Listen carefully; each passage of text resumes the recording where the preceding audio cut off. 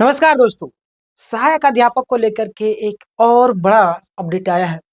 यानी कि जितने भी कैंडिडेट हैं, आज मैं आपको डिटेल में चर्चा करने वाला हूं। समायोजन को लेकर के कोर्ट का क्या आदेश आया है, कोर्ट पूरी तरीके से उनका जो माइंडसेट है किस तरीके से हो चुका है, क्या होगा या नहीं होगा, और सारी चीज़ों को लेकर मैं बात करने वाला हूँ। आप यहाँ पे देख सकते हैं पूरा क्रोधित दिख रहे हैं हमारे जज साहब है या वकील साहब है, आपको दिख रहा होगा, है ना? कौन है बताइएगा कमेंट में। चलिए हम बात कर लेते हैं यहाँ पे कि मामला कहाँ चलता है ना? मतलब कि अभी तक हम बात करें कि कहाँ तक क्या-क्या पहुँचा है। यदि पारा शिक्षक, है ना? यदि पारा शिक्षक समायोजन नियुक्ति वैधता से जुड़ा विवाद है, तो प्रारंभिक सुनवाई सामान्यतः झारखंड हाई कोर्ट में ही होती है। क्लियर? आगे हम बात करते हैं। यही विधिक प्रक्रिया है और सुप्रीम कोर्ट सीधे तभी आता है जब हाई कोर्ट के आदेश को चुनौती दी जाती है ना? तो ये आपको बेसिक सी जानकारी थी जो मैंने आपको बताया। बहुत सारे लोग नहीं जानते हैं, सोचते हैं डायरेक्ट सुप्रीम कोर्ट में जाएँगे। ये इन लोगों को जानना ज़रूरी था, आप लोगों को भी, है ना? केस का जो आपका लंबित होने का जो दर्शाता क्या दर्शाता है ना? मतलब कि केस जो आखिर अटका हुआ है, तो आखिर वो केस में क्या चीज़ें दर्शा रही है।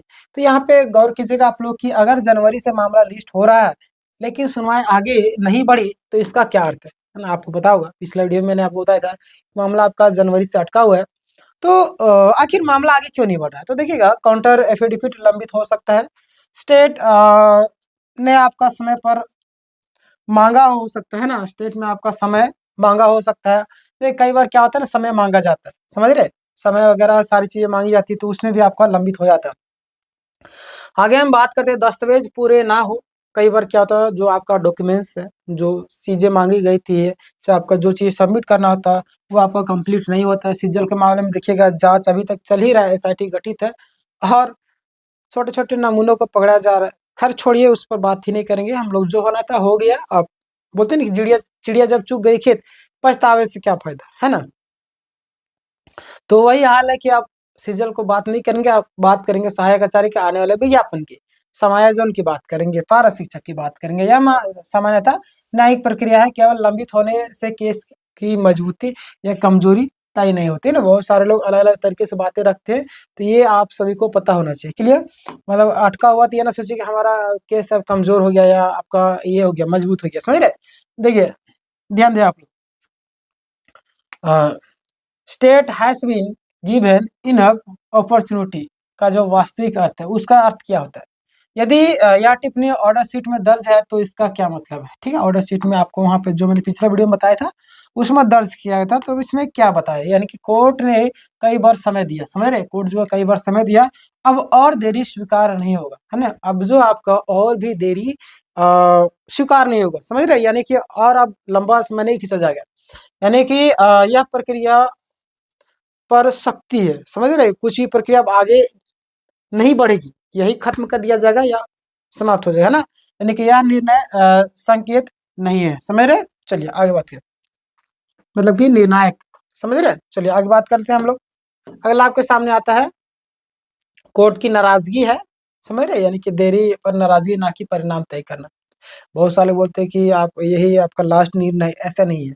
आगे हम बात करते हैं, एक आपका एक्स पार्टी जो आपका आदेश की जो वास्तविक संभावना है, इसको लेकर के भी कई सारे लोग, बहुत सारे लोग को शब्द समझ में नहीं आता। पिछला वीडियो मैंने बताया था ना, बहुत सारे कुछ भी चीज़ समझ में ही नहीं आया, बहुत सालों को समझ में आया। तो ये जो अर्थ है, उसका अर्थ क्या होता है और क्या-क्या चीज़ें, क्या संभावनाएँ बन रही, आज मैं बता रहा हूँ। मुझे मतलब नहीं, एक लोग भी देखेंगे ना तो काफ़ी है, समझ रहे? कम से आपके मन में जो सवाल होगा वो तो क्लियर होगा, अन्यथा इस वीडियो बनाने का मेरा मकसद ही नहीं था। बट लास्ट में कुछ ऐसे पॉइंट भी आपको मैं बता के जाऊँगा, जो आपके लिए बेनिफिट होंगे, समझ रहे हैं? चलिए, का देखिए, एक्स पार्टी का आदेश का वास्तविक संभावना क्या होता है कि यानी कानूनन आपका संभव है कि अगर स्टेट जवाब ना दे, है ना? अगर जो आपका स्टेट जवाब ना दे या उपस्थित ना हो, तो कोर्ट एक तरफ़ा सुनवाई कर सकती है। एक तरफ़ा सुनवाई मतलब समझते हैं ना? क्या होता है? यानी कोर्ट जो आपका एक तरफ़ा सुनवाई कर सकती है। चलिए आगे बढ़े, लेकिन अगर बात करें, है ना? लेकिन अगर व्यवहार है तो सरकारी, है ना? सरकारी मामलों में अंतिम मौका दिया जाता है और तुरंत कठोर आदेश भी दुर्लभ है, समझ रहे हो? तुरंत कठोर आदेश ये बहुत कम देखने को मिलता है। सैद्धांतिक रूप से संभव, यानी कि व्यवहारिक रूप से कम और संभावना है ना? आगे बात कर लेते हैं। कुछ चीज़ अगर नहीं समझ आया तो मुझे बताइए, मैं उसके बारे में बता दूँगा। केंद्र सरकार की जो भूमिका है, यदि केंद्र सरकार है ना, यानी केंद्र ने काउंटर एफिडेविट दिया है, अगर केंद्र दिया है तो उसकी प्रक्रिया पूरी मानी जाएगी, यानी कि देरी का कारण राज्य पक्ष है ना। यदि मान लेते हम दोनों के बीच में लड़ाई हुआ है ना, मैं अपना पूरा सबूत दे दिया कि ये लड़ाई कर रहा था, ये पहले ये शुरू किया, मैंने सारी चीज दे दिया, अगर वो नहीं दे पाया तो वो क्या, वो लेट है, समझ रही है, यानी कि उसकी प्रक्रिया में लेट होगी। इस तरीके से आपका केंद्र पूरा सारा चीज दे चुका, तो राज्य उसका ये क्या होगा, देरी का कारण होगा। क्लियर। आगे बात करते हैं, प्रक्रिया की दृष्टि से सही है, लेकिन आंतरिक निर्णय स्वतः प्रभावित नहीं होता, समझ रहे। आगे बात करते हैं, अगली तारीख 10 मार्च को बताई जा रही, कई लोग बता रहे हैं 24 तारीख को, है ना, 24 फरवरी को भी कई लोग बता रहे हैं। देखिए क्या होता है, ऑफिशियली जैसे हमारे पास आता है मैं आपको अपडेट कर दूंगा, इसके बारे में हम लोग चर्चा अभी नहीं करेंगे 10 मार्च वाला, ठीक है। चलिए आगे बात करते हैं, 10 मार्च को अगर होगा तो ठीक है। समायोजन का निर्णय किन आधारों पर होगा, ध्यान दिए।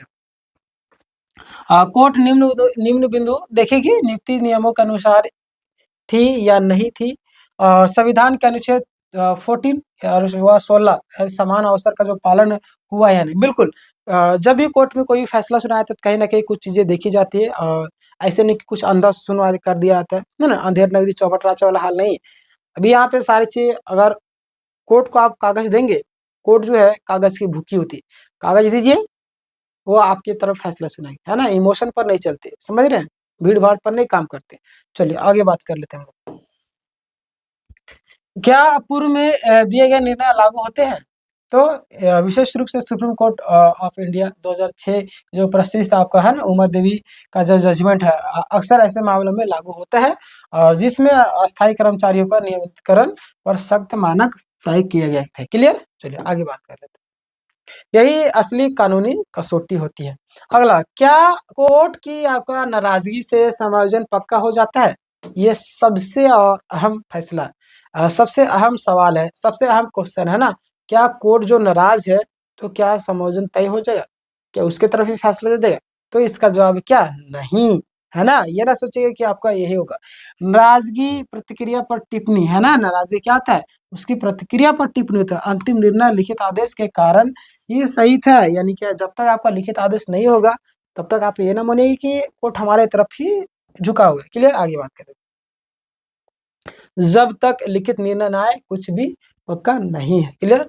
अगर क्या केस खारिज हो सकता है, ये भी सवाल बन रहा था, क्या केस खारिज हो सकता है, तो 3 स्थितियां बनती। पहला आपका स्टेट जवाब दे, नियमित बहस होगा, स्टेट अनुपस्थित रहे तो सीमित यानी कि एक्स पार्टी संभावना है, और कोर्ट की जो नीति संवैधानिक आधार पर याचिका अस्वीकार करे। क्लियर। ये आपको 3 स्थिति बन रही है।